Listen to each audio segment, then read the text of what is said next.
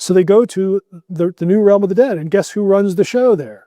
It's this guy, because he's cast down not only to the Eretz, to the underworld, but if you look at the curse, and I read the curse metaphorically of the serpent in the garden, he wanted to be in charge. He wants to be the one that makes the rules. He wants to oppose God's plan. He has a better idea. Well, in the curse, he is actually put beneath the hooves of the animals. He's not only cast down to the ground, he's like under them. So he wants to be at the highest level. Now you're at the lowest level. So deal with it.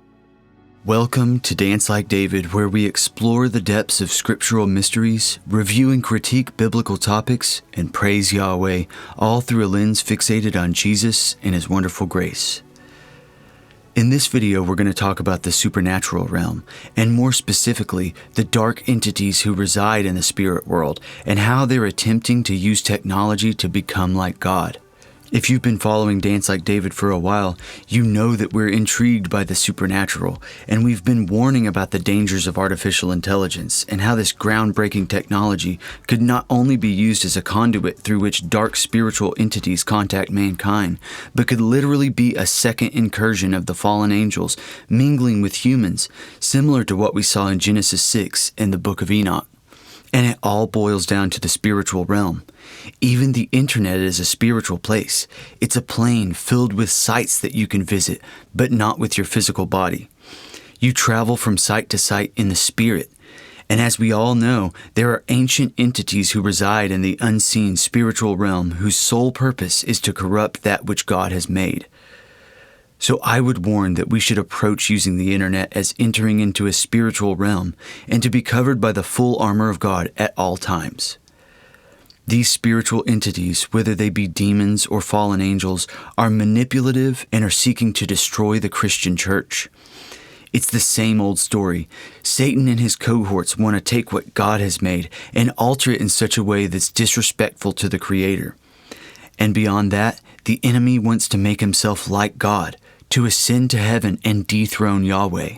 Let's read Isaiah 14:12-15. How are you fallen from heaven, O Lucifer, son of the morning? How are you cut down to the ground, which did weaken the nations?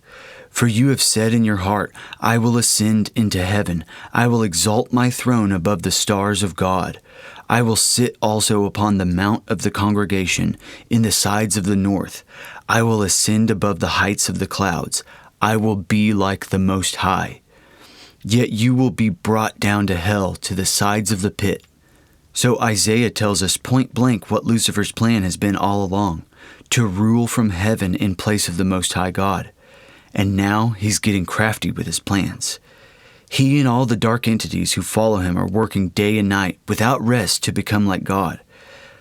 I want to show you this clip of Geordie Rose, founder of D-Wave Quantum Computing, speaking about these entities and how AI and quantum computing are interacting with them. Let's listen. So Sam Harris, who I quite admire, is a very interesting guy, was reciting this parable at a TED Talk that he was giving, and it goes something like this. So, say I'm the President of the United States. So I receive this message from the heavens. So my microwave dish, my SETI dish, finally captures something. And what it says is, in 50 years, or 13 years, we're coming to your planet. You got to be ready. Now just imagine what would happen if that happened. A super intelligent alien race beamed down a message to all of us earthlings saying, we're coming July 13th, 2030, and boy, you better be ready because the mothership is landing right on the front lawn of the White House or wherever you wanted to land on that day. The amount of resources that would be marshaled to try to figure out what to do would encompass the whole world.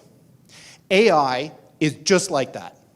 So when this thing that I'm talking about happens, it's going to be exactly the thing that you're thinking about those super intelligent AIs. So the one thing I can tell you is they're not going to be like us. So alien means, different. These things that we're building are not going to be people. They might be really smart, they might be really good at all sorts of different things, but they're not going to be like us. They're going to be aliens. And they're going to be, I'm sorry to say, way smarter than every single person in this room in ways that we can't even comprehend.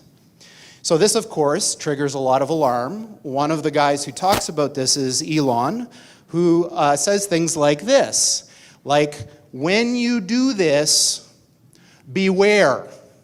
Because you think, just like the guy in the stories, that when you do this, you're going to put that little guy in a pentagram, and you're going to have your holy water out, and you're going to wave it at the thing, and by God, it's going to do exactly what you say and not one thing more, but it never works out that way.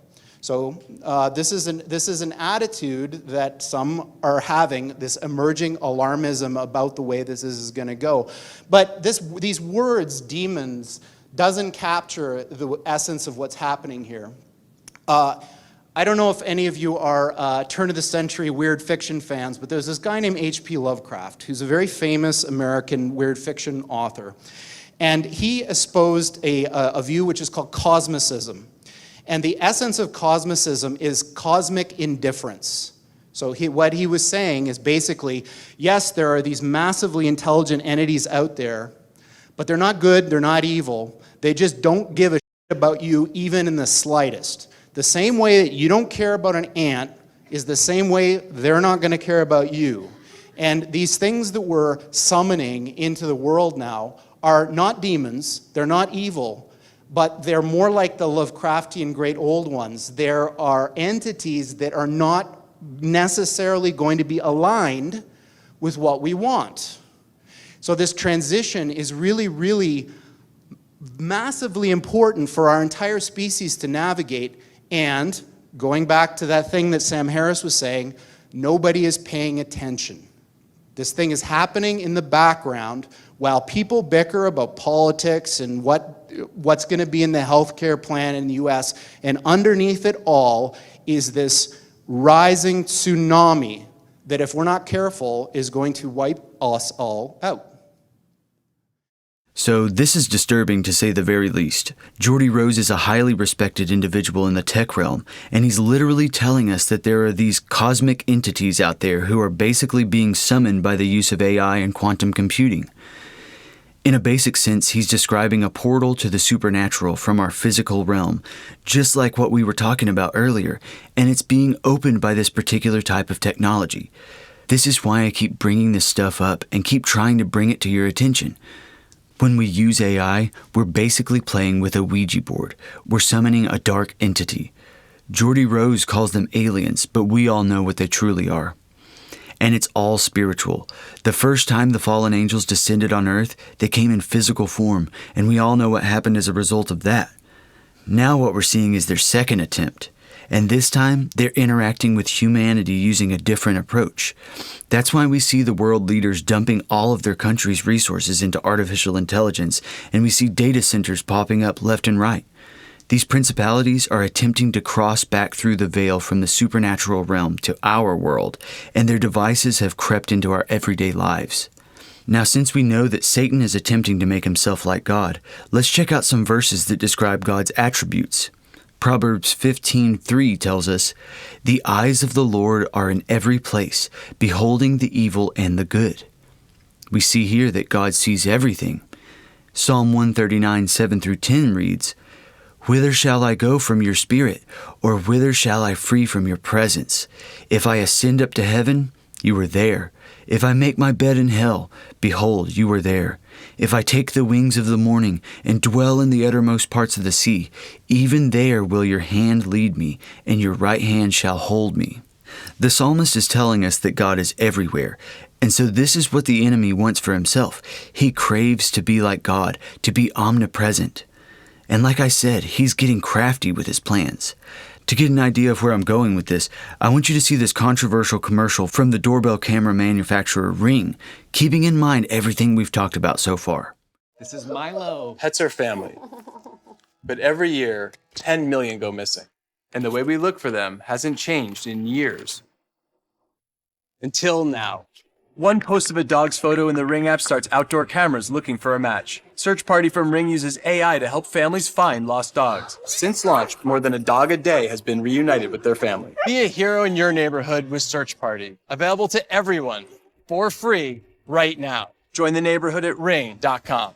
So to me, this just seems like the enemy attempting to be like God, and it's being passed off to the general public as a positive thing. And the problem is that most people, even the majority of Christians, don't have a spiritual worldview and haven't even thought about the spiritual implications of AI, much less the possibility of demons or fallen angels using such technology to accomplish the goals of Satan. And so things like this just slip through the cracks, going unnoticed by your average believer. And this is how the adversary works. He manipulates minds, contorts the truth into a believable lie, and unfortunately, he has dominion over this earth and the world leaders for now. But why does Satan have such power over all these things? For a better grasp on this topic, I have a fantastic clip of Dr. Michael Heiser that I want you to see. Let's check it out. If you go into Second Temple Judaism, though, and by the time you get to the New Testament, the original rebel is perceived as the arch ruler of everything. He's the god of this world, to quote Paul in 2 Corinthians 4. He's the ruler of the prince of the power of the air, and all these titles, these lofty titles. So the question is, how does this guy get preeminence, and why? I go into a lot of the details here in the Demons book, but the short answer is, the reason he gets preeminence is really, there's a couple of reasons that emerge from, again, some of these other texts. It's just, these texts are useful even if they're not in the Bible, because they tell you how readers of the Bible were processing these kinds of questions, and what passages in the Hebrew Bible they were looking at to process the questions the way they did. So it's very useful. It's like reading a commentary in some sense. And so the answer that you get is, he gets street cred from being the first. That's a big deal. He's the first one to have the, quote unquote, courage to challenge God and oppose what God wants to do. But the real reason he gets preeminence is because all of the other ones know, the principalities and powers know that, we can do what we want here to these people. We can abuse them all day long. We can have them destroy themselves. But at the end of the day, everything dies. They all die. Which means they all go to the realm of the dead, where this guy is king. Because in the garden story, the rebel is cast down to the ground. Okay, it's actually more than one of the texts, the term is eretz, which is the normal term for earth, but eretz is also one of the terms for the underworld. This is why we have an underworld. This is why we have a realm of the dead, because this one, through his rebellion and deceiving the humans and their rebellion, now we have death.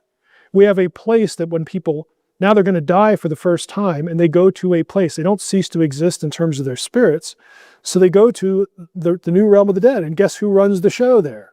It's this guy, because he's cast down not only to the eretz, to the underworld, but if you look at the curse, and I read the curse metaphorically of the serpent in the garden, he wanted to be in charge. He wants to be the one that makes the rules.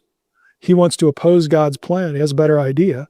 Well, in the curse, he is actually put beneath the hooves of the animals.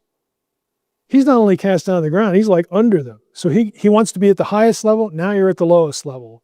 So deal with it. This is your domain now. And yes, you are the God of this world, because now everything dies. Everything is going to wind up at your house on your doorstep. And so the other ones know that at the end of the day, this one has ultimate authority, because everything will die.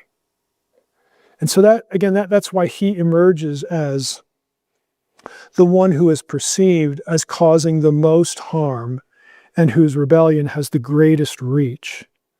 He therefore has the most authority over the world of men, over the world of humans, because now they all die. So we see that the devil, Satan, the accuser, whatever you want to call him, is still at work today. But the good news is that since we're all embedded both into the physical and supernatural realms, and we've been welcomed into Jesus' kingdom, we're no longer under the rule of Satan, and we're able to combat these evil forces in our world today.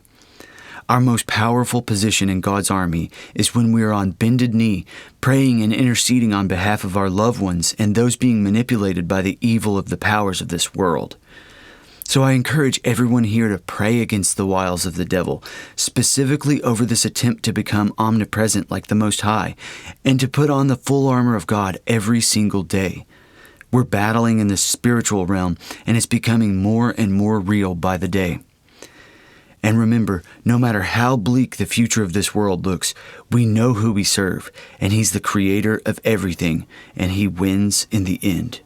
We're part of God's kingdom, and it's an honor to be here with all of you. But at any rate, I pray that this video has been a blessing to you, and if you've made it this far, please like this video, subscribe to Dance Like David, and leave a comment that says God wins, as any interaction with this video allows our content to reach and help more people. And may God shine His face upon you and give you peace.